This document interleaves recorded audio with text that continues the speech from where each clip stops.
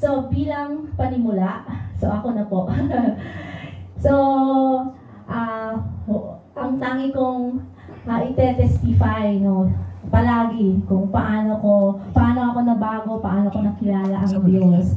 And last night, kahapon pala, yung senior po ni Kuya Neil sa atin yung about the new thing. Dahil New Year, of course, we are so excited na may bagong gagawin ng Lord sa ating mga buhay. Excited po tayo. Ako po ay excited. Yes, ma'am. Amen? So, yung senior po sa Isaiah ni Kuya, ay yun po yung verse nung bago-bago lang ako sa ministry, sa Solim, ay yun po yung nagbigay sa akin ng inspirasyon at kung paano ako naging excited na may gagawin talaga ang Lord. At naranasan ko din talaga, though hindi pa ako noon totally na nakikilala siya. But then yung Isaiah 40, Isaiah 43 verse 19. So gusto ko pong i-share sa inyo yung nagawa ko pong poem noon para yes, yun po yung testimony ko. So ito po, na-post ko po noon sa Facebook, but then gusto ko lang pong i-share po sa inyo. The new thing. Lord, you called me. I said, Amen, Lord. I asked you, Lord, can I do this? Lord, you said, you do, because I am with you. This new thing, Lord, I embraced it. I accepted it. This is your will, and I will be still. In the wilderness, I trust your presence. Along the way, it may be hard, but I trust you, Lord, because you are my God. You promise that you will never leave me. I hold on to that. You are faithful to me. The joy in my heart proves that you love me. I will remain in you, my God, my Savior. I will always thank you. And you made me now a woman of valor. Indeed, I am victorious, my God, my King. My praises is yours, blessing me this new thing. So yun po yung inspired sa akin na verse noon. So naalala ko po, hinalungkat ko po yun sa files ko, yung shinare po ni Kuya. So ganun po kabuti ang Lord. Meron talaga siyang bagong gagawin sa ating mga buhay kapag ipagkatiwala natin sa Kanya ang lahat. And for sure, no, this year 2025, no, we will expect more blessings from Him, mga kapatid.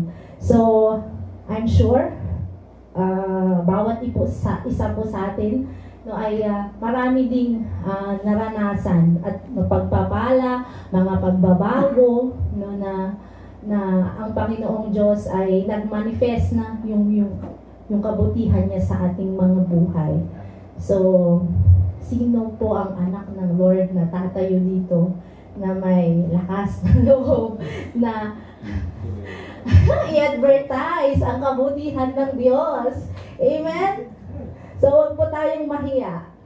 Yun yung gusto ng Lord sa atin, na magiging bold tayo sa mga na mag-testify na sa Kanyang kabutihan. Amen po.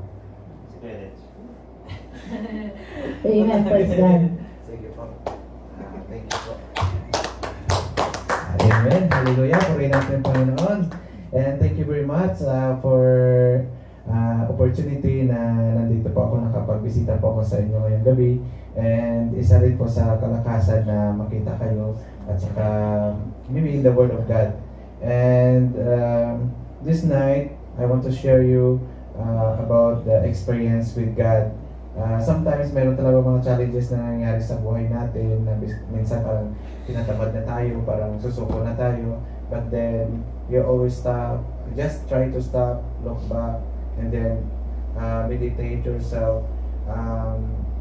Doon mo ma-realize na, oh God, marami na pala akong na-achieve. Marami na palang tinulong mo sa akin, marami na palang binalo mo sa akin.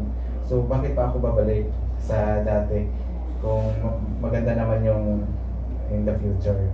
So, minsan marami mga trials na dumadating, marami mga problema. Pero, if we don't experience this problem, hindi po tayo magiging equipped. Hindi po tayo fully equipped. So, I'm very, very happy na nandito ako ngayon sa church, na nakakasama ko po kayo, church without wall. Kasi there's no church can save us, but our relationship with God, kung paano po natin pinapamumuhay yung salita na mula sa Kanya. So, sa mga churches po natin dito sa Saudi, hindi po maiwasan na may marong mga disappointment, mayroong mga tampuhan ng bawat isa, mayroong mga, tapos iba nawawala na sa church. Pero, wag lang po tayo mag-stop. Just visit another church and then go back to your church. Kasi mayroon pong mga may mga pagbabago na makikita mo sa ibang church na pwede mo rin siyang i-apply sa church natin dito or kahit saan ka man na church na makakatulong po siya sa pag-grow ng bawat isa. So that's why I am here now and I'm very happy na narinig ko kayo, na naminig ko po kayo. And purihin ko ang Panginoon for this new year. I am here, hallelujah. And we pray and wish na we grow more together, dadami tayo, and then more blessings to come and protection. Amen! Yun lang po. Thank you so much. Invite sa akin ni Dustin. God bless us all. Amen. Praise God po sa buhay mo, Kuya Richie. Yes. Purihin ng Lord. Napakabuti na. Sabi nga niya ay we are na-equip tayo palagi, through hearing and His words, mga kapatid. So, whatever churches na meron po tayo ay it's okay. Iisa lang po yung Panginoon natin na ating sinasamba. Amen po. So, anyone? Amen. Praise God. Good evening po sa lahat. Happy New Year. Actually, yung testimony ni Kuya, same na rin yung namin. Kasi galing din ako ng yung malaking church din po, CLSF. Tapos, in-endorse ako ng pastor ko doon sa NAPJ. Tapos, nag-attend ako dito sa Jubel. Yun man din, yung maramdaman mo din na bilang isang kapatira na hindi mo din feel na welcome ka sa Tapos galing ka sa may hawak ka na ministry doon sa Pero same lang din yung pinaka-wall namin ng church sa Pinas, yung CLSF, pinaka-puno namin. Yun po, tapos yun nga, umalis ako doon, nagpaalam ko ng maayos na pas, pwede ba kung alis na mag-attend lang ako ng iba.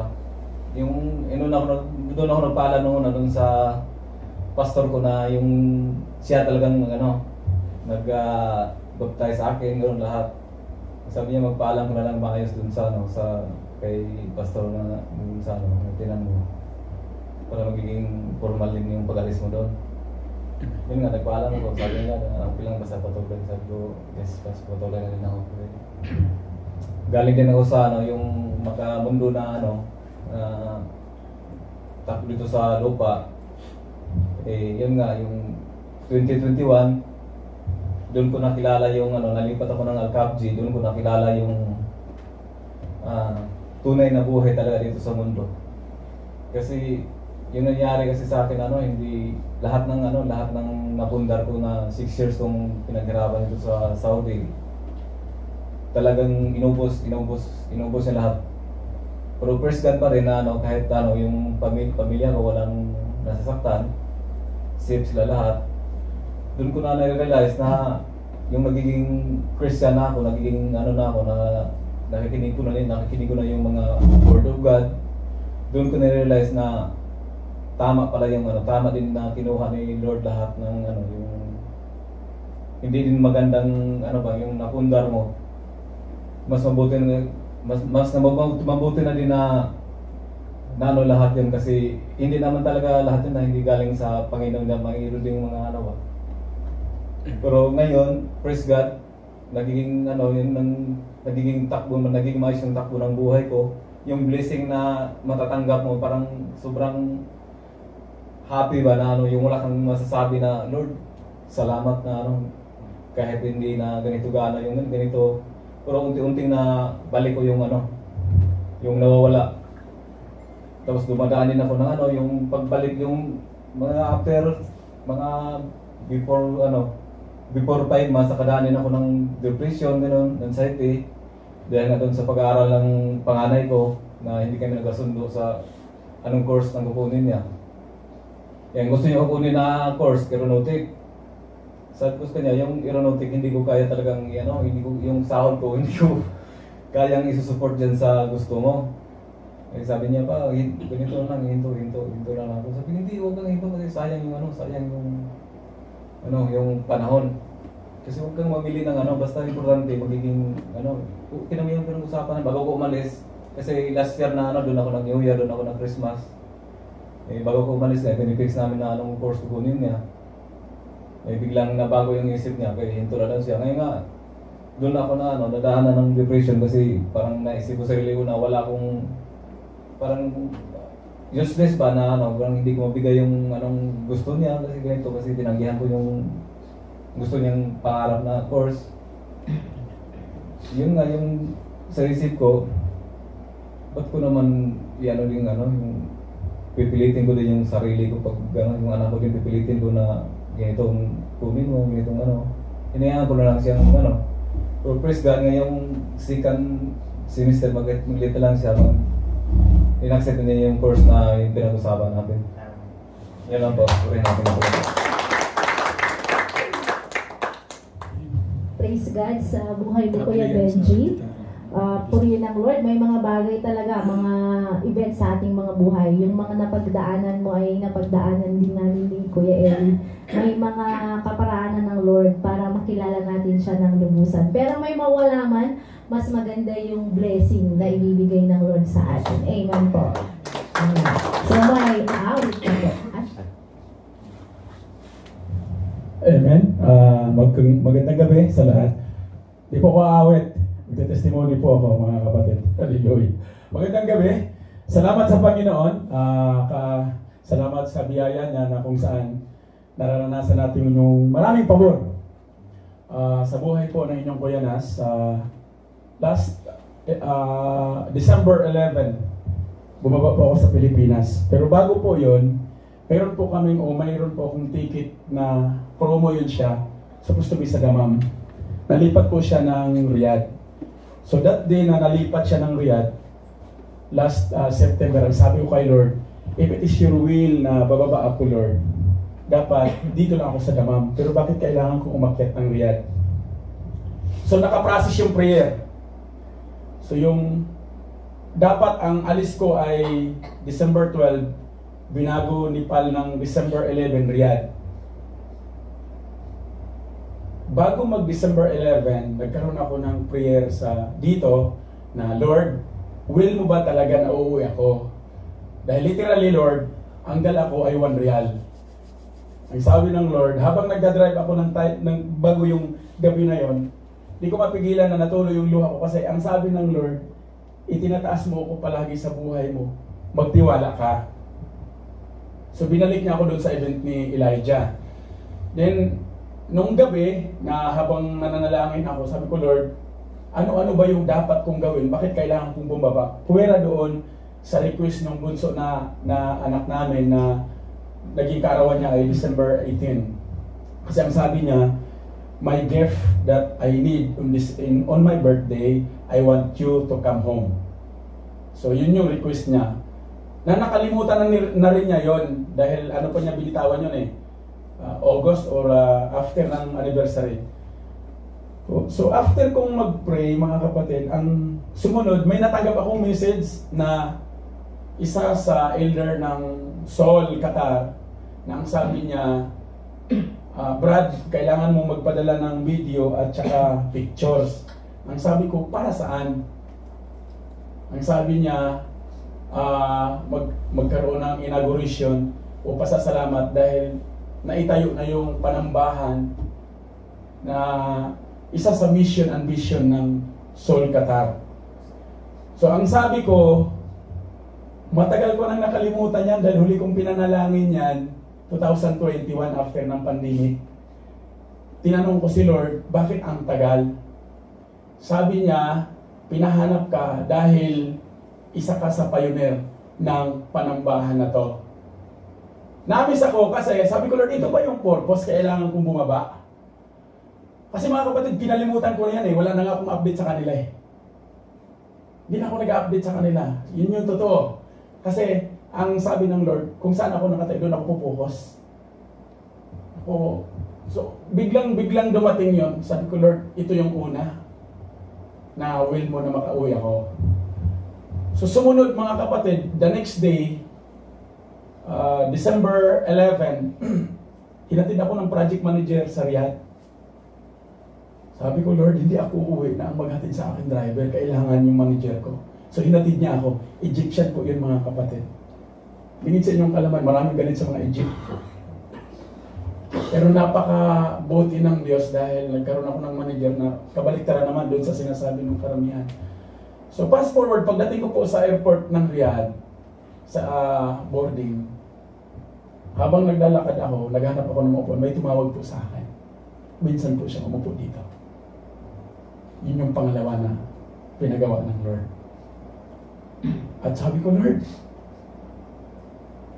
So nag-sharing kami, nagpalitan ng mga testimony na nawala sa gawain dahil may mga nakita, nawala sa gawain, nasubok ang pananampalataya, financially, physically.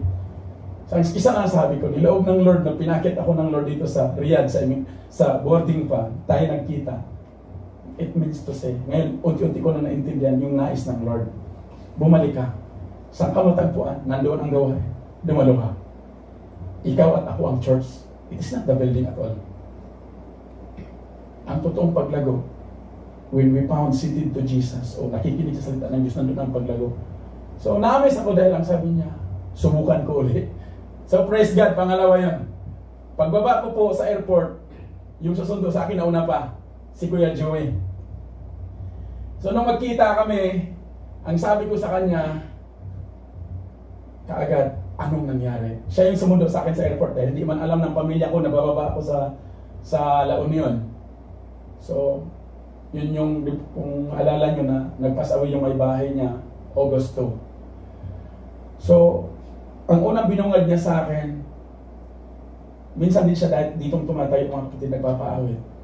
Ang unang binungad niya, akala ko sir, ang pananampalataya ko, nakapundar sa bato.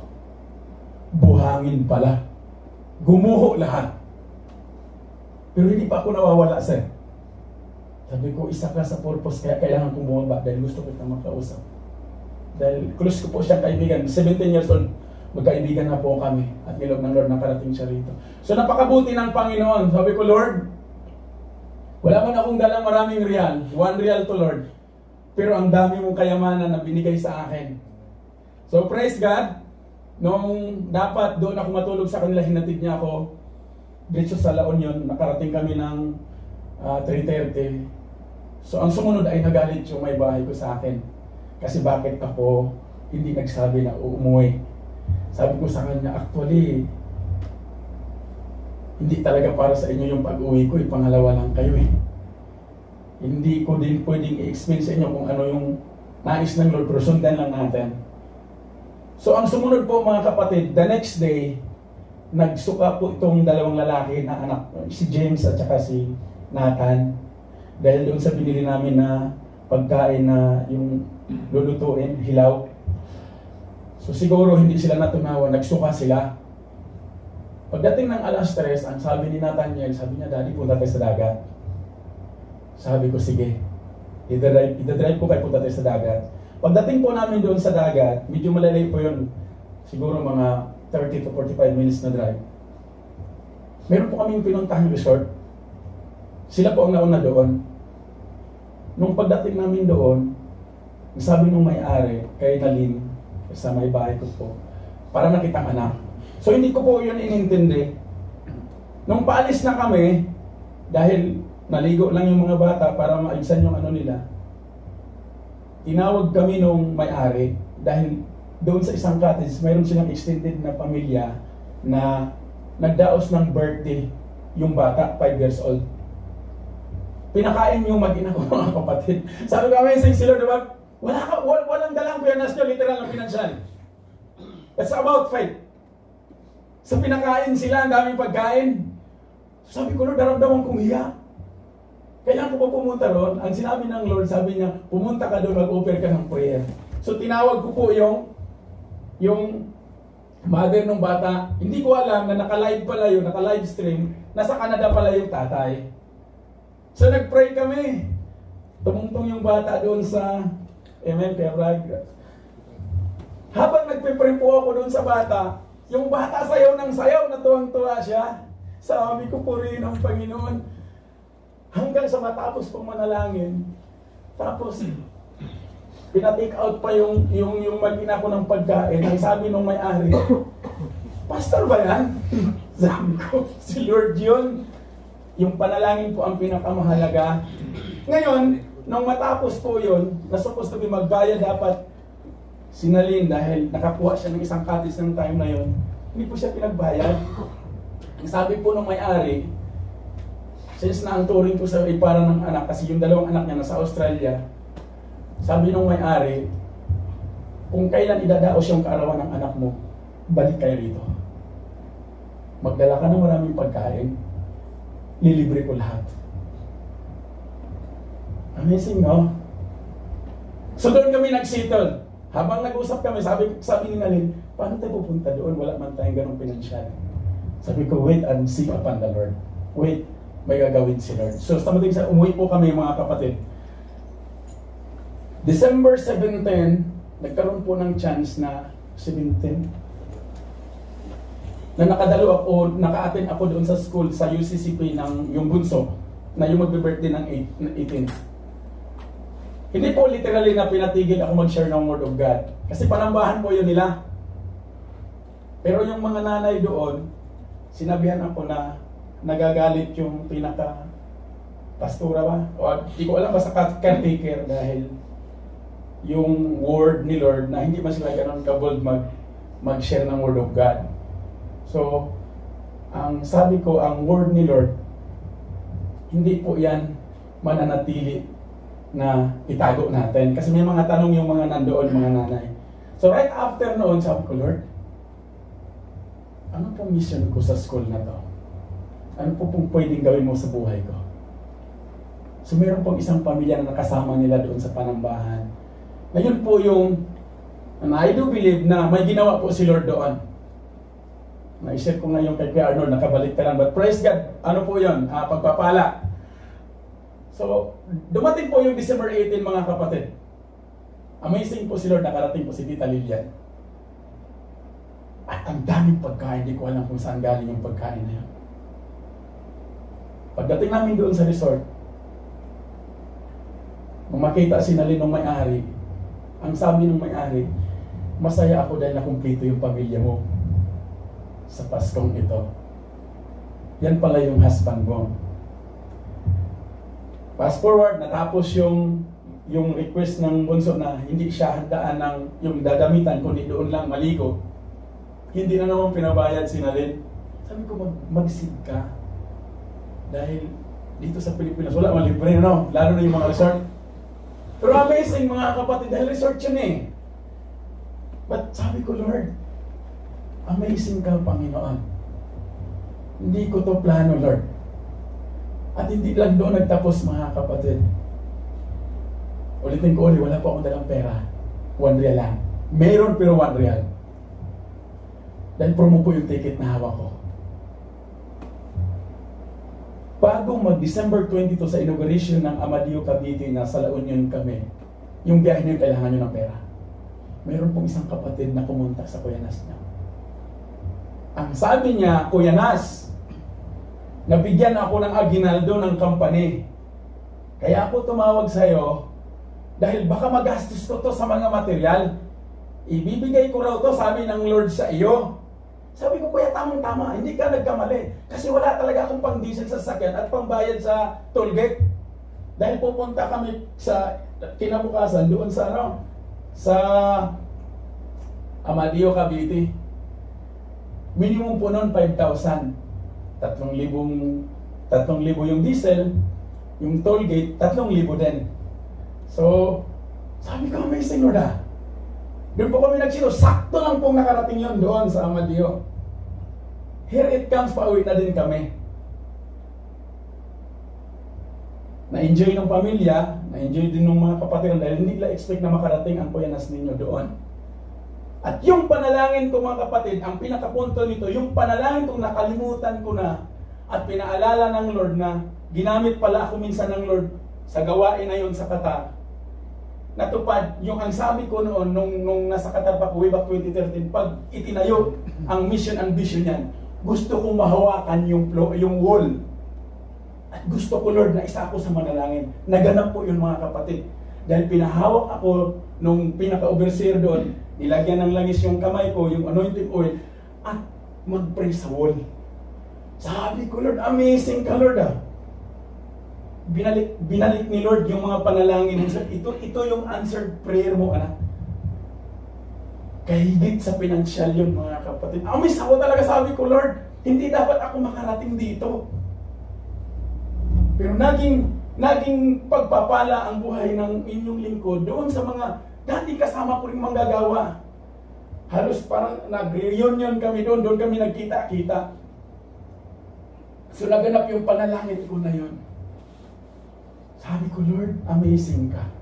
Kasi yung mga panahon, mga kapatid, na dumadalo ang kuyanas nyo sa ibang panambahan, ang seed namin doon. Dahil kasama kami talaga roon. That was 2008 o 2010 hanggang 13. Tapos dito na ako sa Saudi Arabia. Kaya naamis po ako sa ginawa ng Lord na pinaranas niya na ang paglilingkod po mga kapatid, it's not bound by time, it's not bound by money and material thing, it's bound by your heart. Kung willing ka ba. Yun po yung pinaranas ng Diyos, yun po yung pinapasalamatan ko na nais ko rin i-share sa inyo. It's not about what we want. It's about what the Lord wants.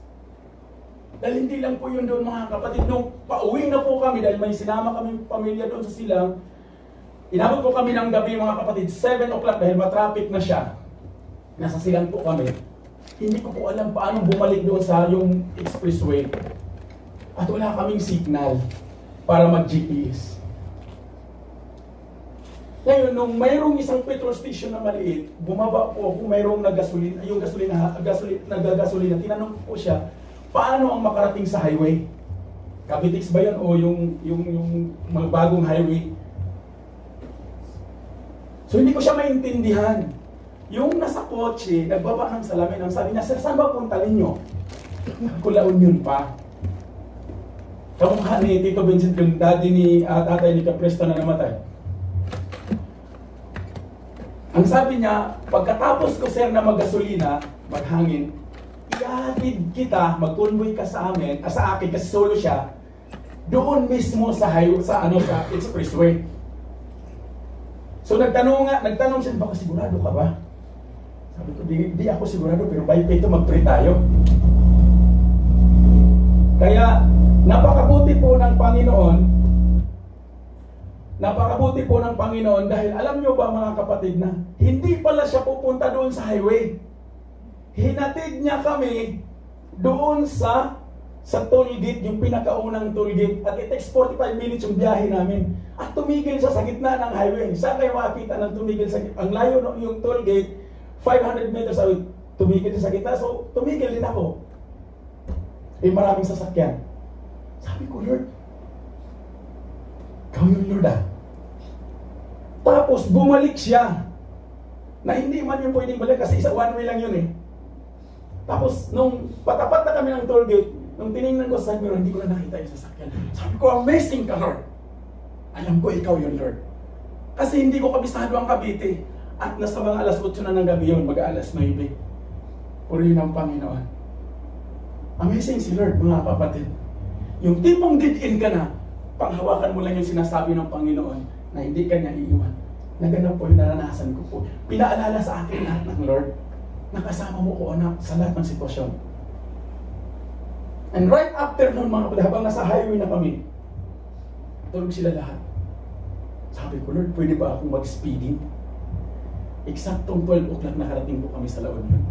Sabi ko sa mga pasahero namin, nandito na tayo.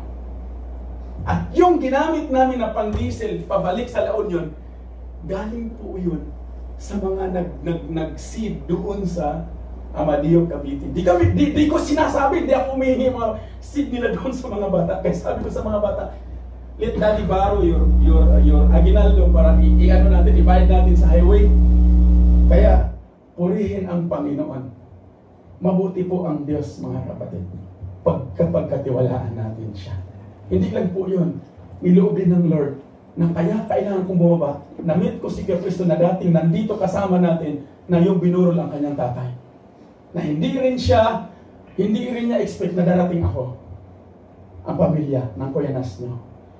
At niloob ng Lord na kumanta kami on the spot. Yung kanta natin ditong Stay in the presence of the Lord. At meron pong lumapit sa inyong lingkod na isang colonel sa Camp Crame na ang sabi niya, right after na mag-exhort ang Kuyanas, kasama si Kristo, ang sabi niya, yan ang kailangan namin marinig. Malayo na kami. Amazing si Lord, no? Mula dito sa Saudi Arabia, kailangan kung bumaba all the way dahil mayroong kaluluwa na naghihintay na kailangan yung salita ng Lord na kailangan makarating sa kanila. That's called life. Yan po yung purpose natin, mga kapatid. Yan po yung nais ko i-share sa inyo na pasalamatan. It's not about the material thing. It's not about... Ano lang po yan? Consolation lang po yung mayroon tayong matatanggap. But the very essence of life is pag naging daluyan tayo ng pagpapala ng Lord, yun po yung pinapasalamatan ko sa Panginoon. Napakabuti po ng Diyos, mga kapatid. Lahat ng pagbalik ko dito sa airport hanggang sa Riyadh, ginamit ko sila lahat ng Lord. I never spent even a single penny of money na makabalik ako rito. There is someone give that na makarating ang anak ng Lord sa bansang ito. At yan po yung nais kong i-share sa inyo na when we fully trust the Lord, when we go all the way to the chariot of Jesus, mararanasan mo, kapatid, ang sinasabi ng Diyos na grace. And that's the good thing of life we have today. Hindi po ito dagdag bawas, mga naranasan po ng inyong Kuyanas paano gumawa ng milagro si Lord. 15 days. 15 days. Sabi ko kay Lord, 15 days to Lord. Tulungan mo ko na magawa ko yung pinapagawa mo. Amazing po si Lord, mga kapatid.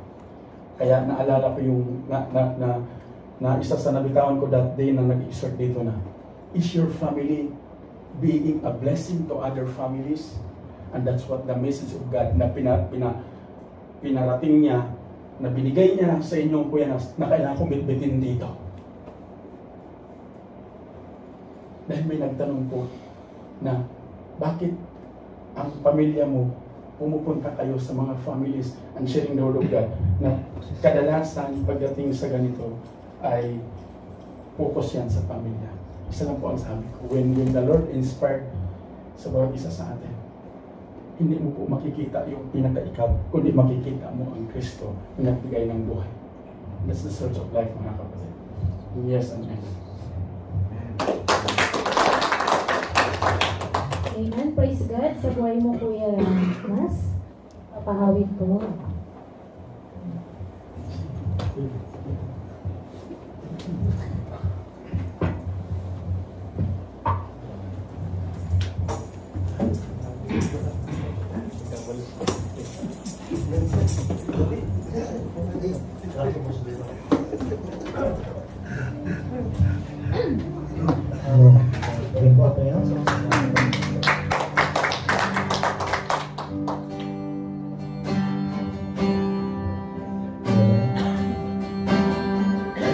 Sabay po natin ang ating Panginoon. Sabi nga sa salita ng Panginoon, delight ourselves and He give you a pure heart. Hallelujah.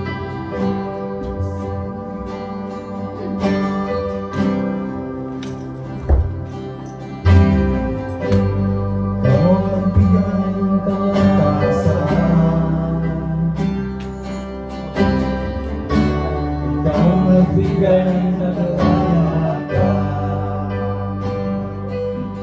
sa paglilingkod at pasunod sa iyong kalooban. Kayo lahat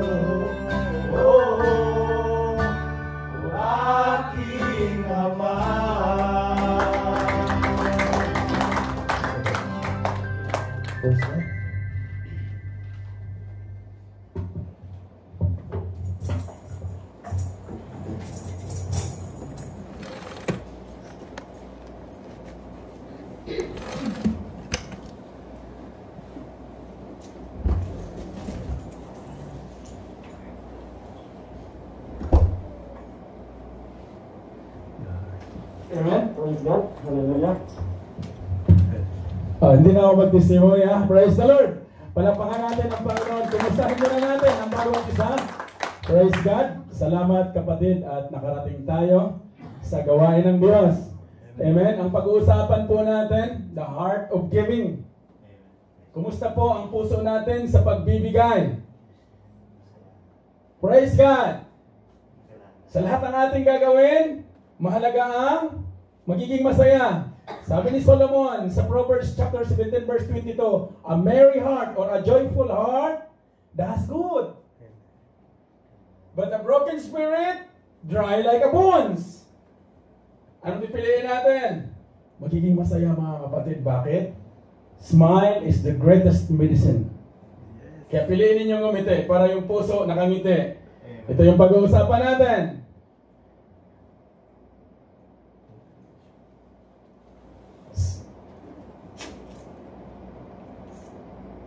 Mark chapter 12 verse 41. And he sat down opposite the treasury, that was Jesus, and watched the people putting money into the offering box. Many rich people put in large sums. And a poor widow came and put in 2 small copper coins, which make a penny. And he called his disciples to him and said to them, truly I say to you, this poor widow has put in more than all those who are contributing to the offering box. For they all contributed out of their abundance. But she, out of her poverty, has put in everything she had, all she had to live on. Palapakan natin si Lord. Amen. Meron po bang kumakatok sa puso? Kaya nga pag-usapan natin, the heart of giving. Ano pong sabi dun sa taas, sa verse 41? Tiningnan ng Panginoon, yung mga tao, wala po siyang binanggit na pangalan, yung naglalagay ng kanilang pera doon sa offering box. So marami yung mayayaman, pwede niyang pangalanan, pero ginamit niya yung word na many rich people put in a large sums. At mayroong isang mahirap na babaeng balo dumating. At yung 2 small coins, copper coins, inilaglag po niya. Praise God. Kaya mahalaga mga kapatid, yung motivation ng puso natin. God is more concerned with the condition of our hearts than the amount we give. And yan po yung nagaganap ngayon sa kasalukuyan. Na hindi natin nakita ang pabor at grasya ng Diyos. That's because akala natin naglilingkod tayo sa kaharian o sa mismong may-ari ng kaharian, the King of Kings and the Lord of Lords, pero pala naglilingkod lang pala tayo sa sarili natin. Kaya no wonder, bakit pag pinag-uusapan ang bagay na to, pera naman yung pinag-uusapan nila. Mga kapatid, mayaman po si Lord.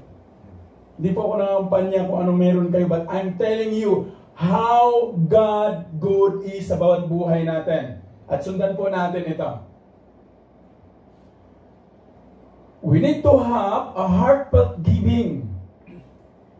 It emphasizes that giving with a pure heart and genuine love.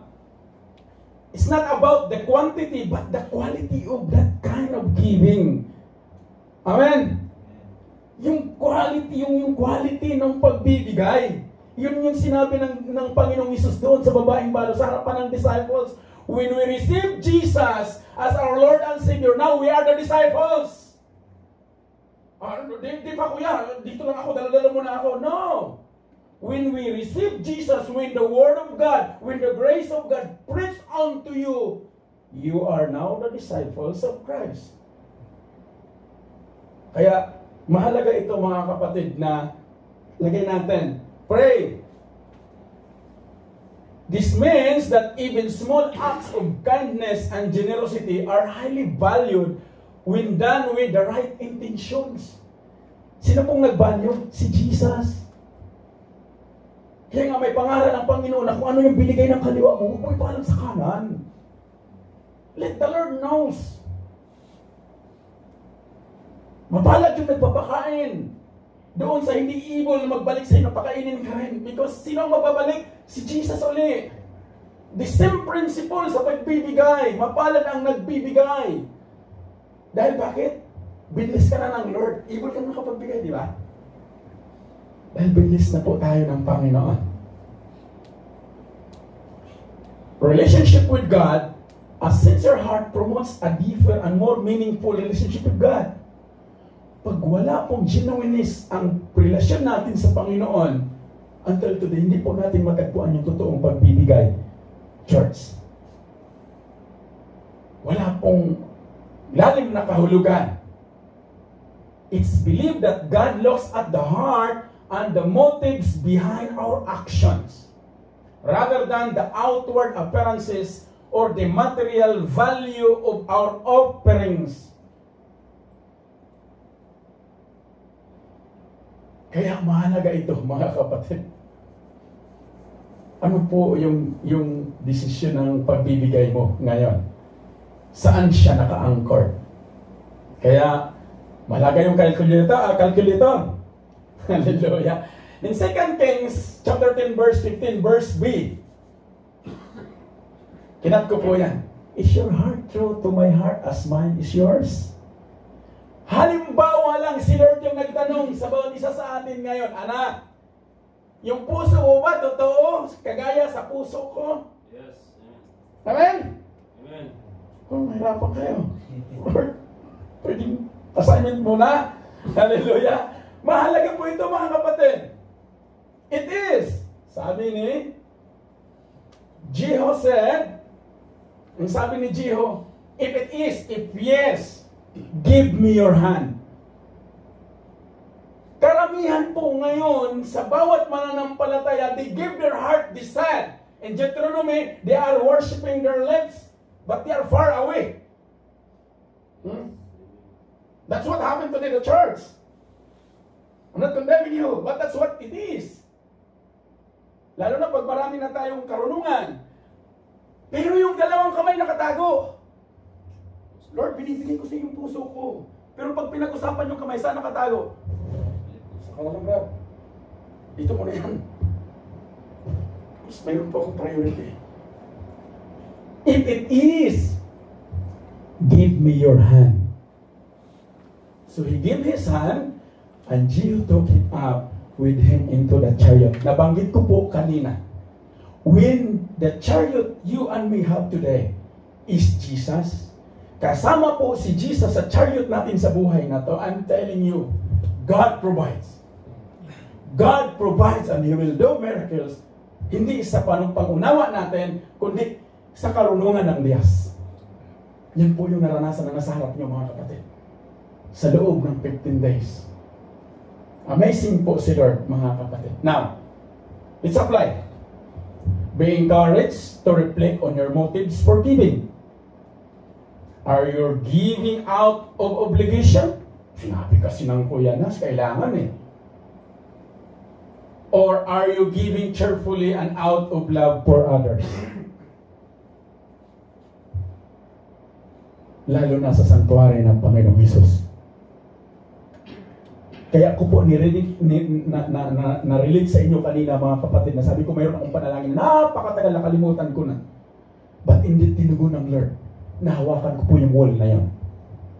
And that prayer was 2011 or 12 like that. At niloob ng Lord 2024, nahawakan ko yung wall na yun. And praise the Lord. Sabi ko, Lord, kasama ba ako rito? Kaya yung mga sharing ng mga kapatid na namimit, kasama pala yan siya. Hindi, si Lord talaga. Kaya nga, mahalaga ito, mga kapatid. Pagdating sa pagbibigay, it's about the amount you give. It's about your heart. Kung masaya ka, go all the way. Do not put boundaries. Masaya ako, Lord. Masaya ako. Yun po yung sekreto. The importance of having a heart aligned with God's will in our giving. Yan yung pinakamahalaga, na yung puso po natin naka-align ito sa kalooban ng Diyos. Again, Nowadays, many church claiming they are church, they have Jesus, they know Jesus, but they are denying the power of Jesus. Bakit? Tikip ang puso, iba laman. Kaya mahalaga na si Jesus ang nakaupo dito, mga kapatid. The importance of having a heart aligned with God's will in our giving. Let's ask for our heart of generosity and a willingness to respond to God's leading in giving. Amen? Palakpakan natin si Lord. Kaya ba? Sabi ni David sa Psalm 103, ang sabi niya, bless the Lord, O my soul. David instruct his soul. So, nandito, sa puso, nandito. In-instructionan na David na, i-bless mo si Lord. Soul.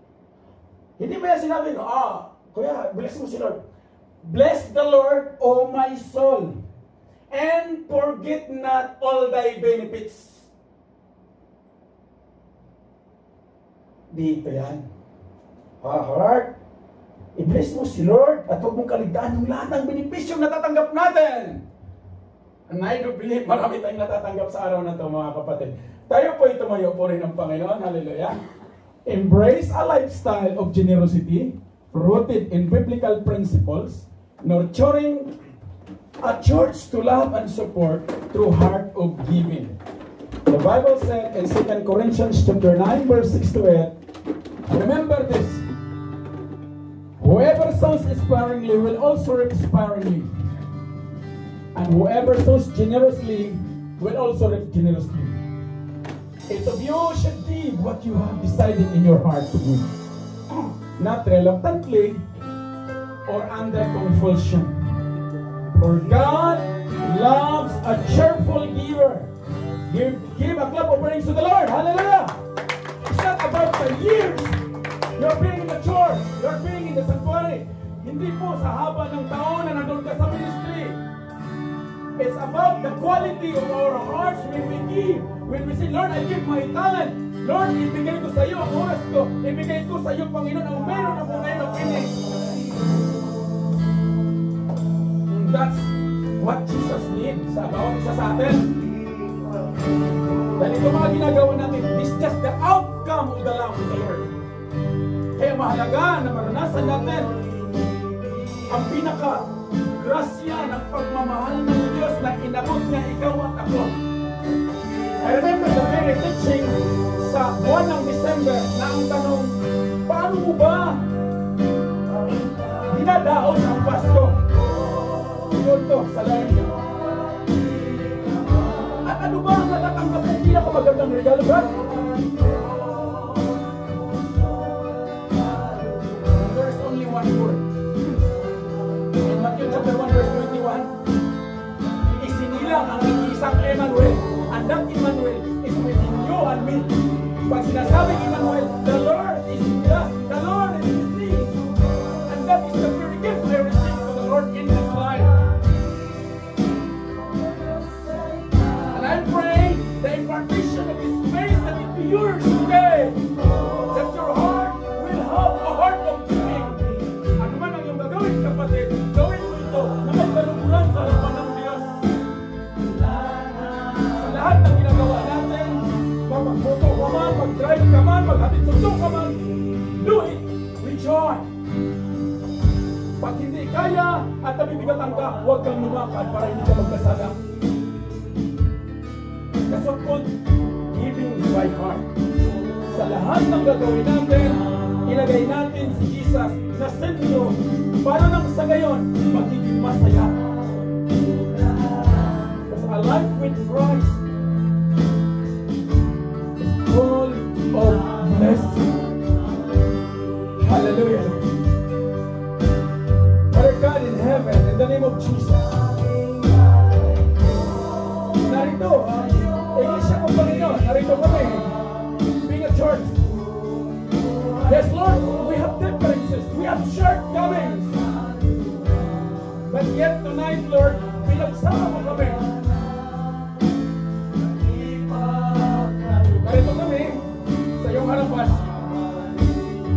Hindi pa man ito naabot ng bawat isa sa amin ang pinaka-heart of giving, Lord. Kagaya sa ginawa mo at binigay mo ang iyong nag-isang anak para kami ay maligtas. Para kami ay magkaroon ng buhay na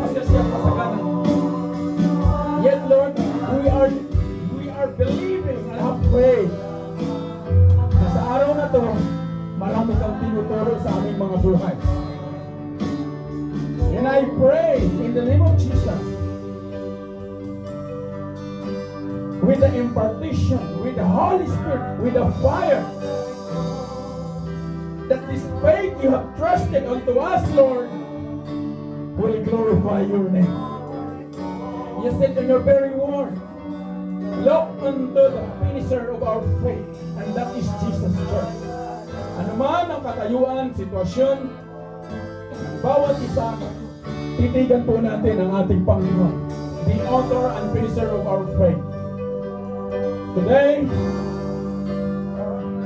I pray, and I reaffirm to the Lord, Lord, allow your church to encounter you face to face,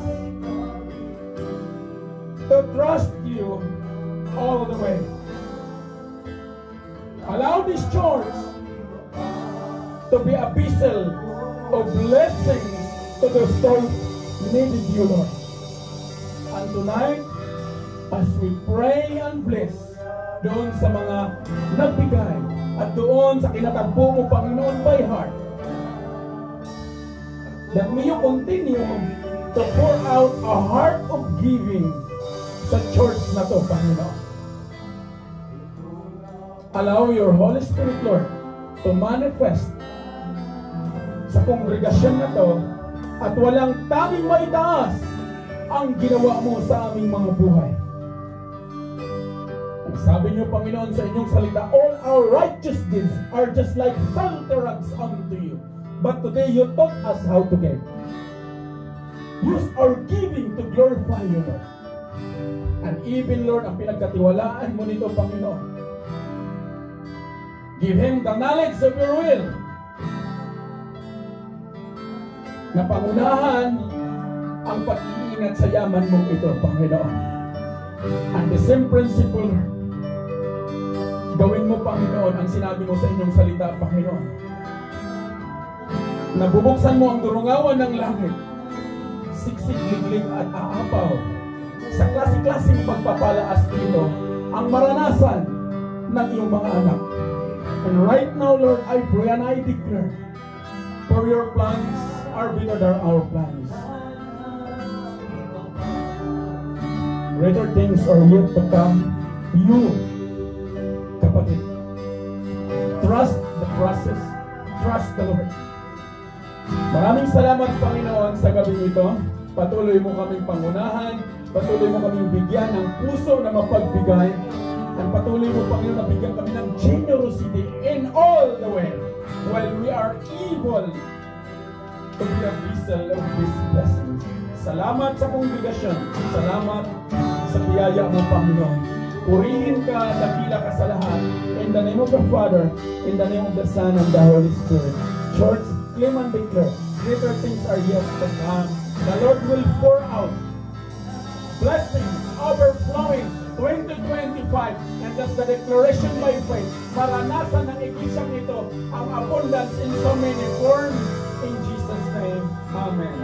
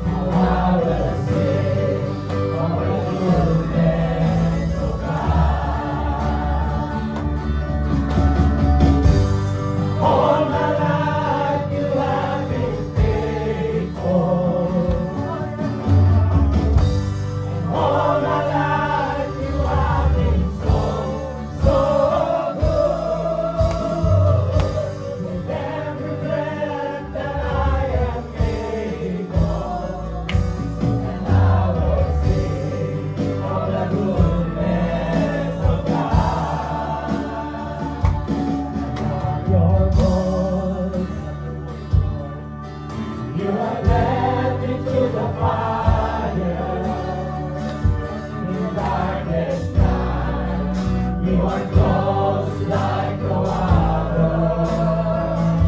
I know you as a father. I know you as a friend. And I have seen in the goodness of God. All my life you have been faithful. All my life you have been so, so good. With every breath that I am able, and I will sing of the goodness of God. All my life you have been faithful. All my life you have been so, so good. Every breath that I am able, I will sing of the goodness of God. Your goodness is running after me.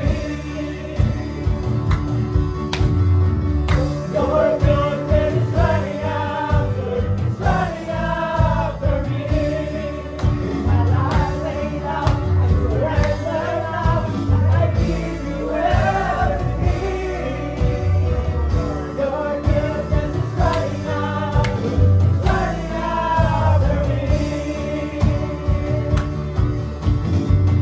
Your goodness is running after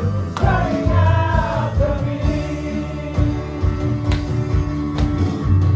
Your goodness is running after me.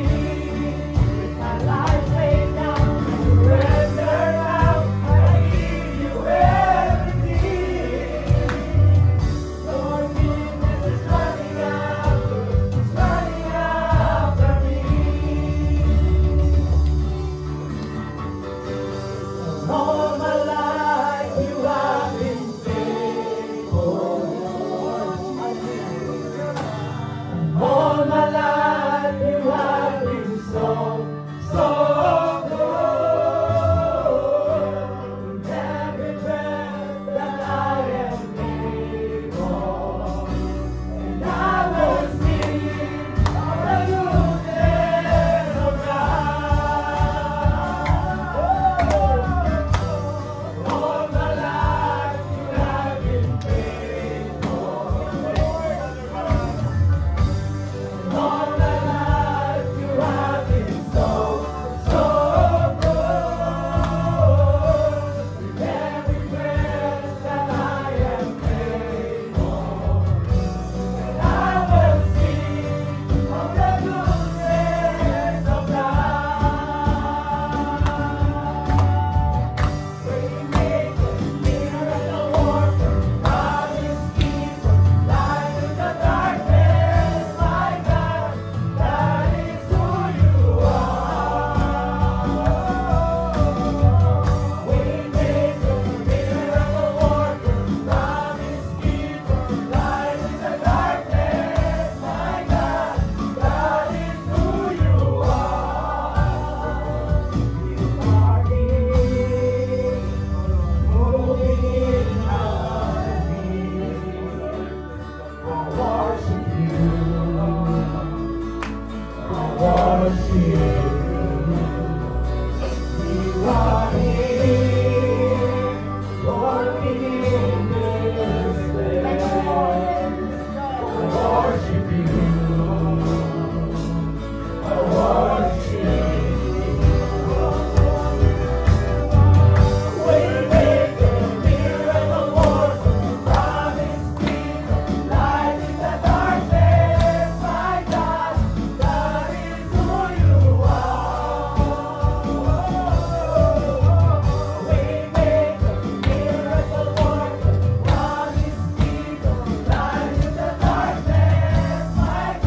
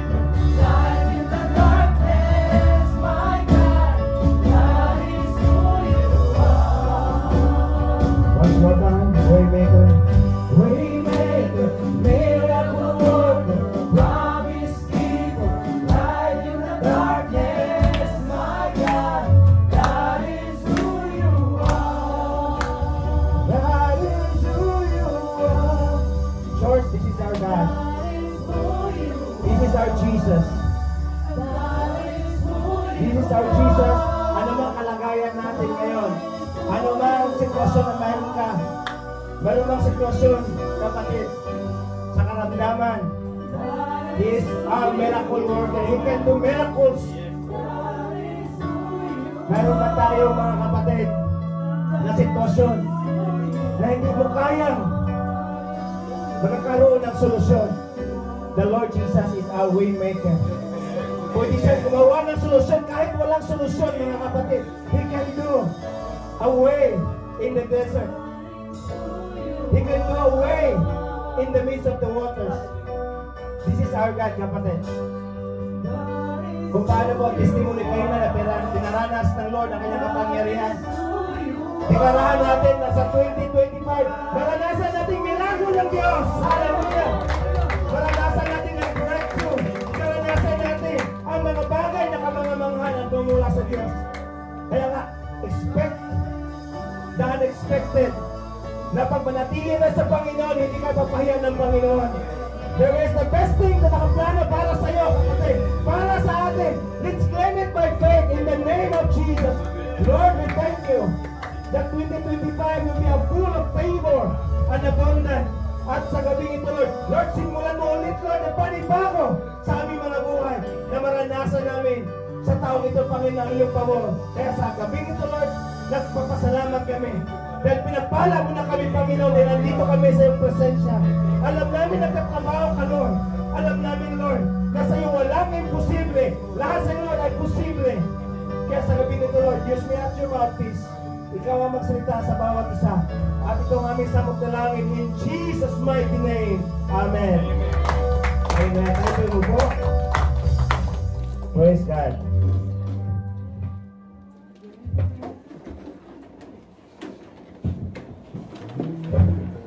Hallelujah.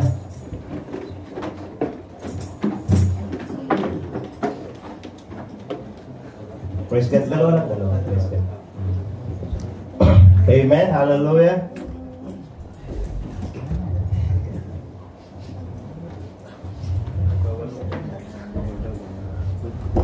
Praise the Lord. Hallelujah. Welcome po bawat isa. Palapatin si Lord. Hallelujah. Welcome. Welcome. Kay Kuya Richie. Red, salamat na pinawlakan mo ang invitasyon ng Panginoon. Mayroon mga kapatid na ginamit sa mga kapatid sa Ayamama. But tandaan natin na pagdating sa Panginoon, wala pong aksidente. Ariin natin na si Lord talaga nag-invite sa atin. Dahil yun ang nais ng Lord na magkaroon siya ng panibagong panimula sa ating mga buhay. It's a new beginning! Hallelujah! Hallelujah! It's a new beginning, church. Na every time nagigising tayo sa bawat umaga ay bawat pag-asa, bawat pagpapala, at yan po ang bago na ating kailangang maranasan.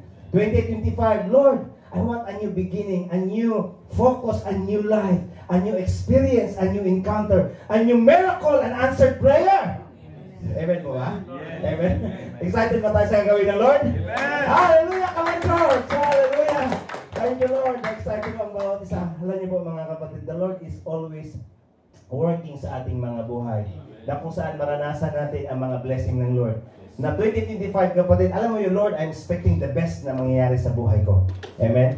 Hallelujah. Pag sasabihin natin new beginning, mga kapatid, minsan kasi nakakaroon tayo na bagong taon, amen, bagong gising, mga kapatid. Pero pag-usapan natin ngayon, ano ba ang ibig sabihin pag bagong start o panimula pagdating sa Panginoon? Dahil ito ang nais ng Lord, mga kapatid, na maranasan natin. Ito yung tema natin sa buwan na to.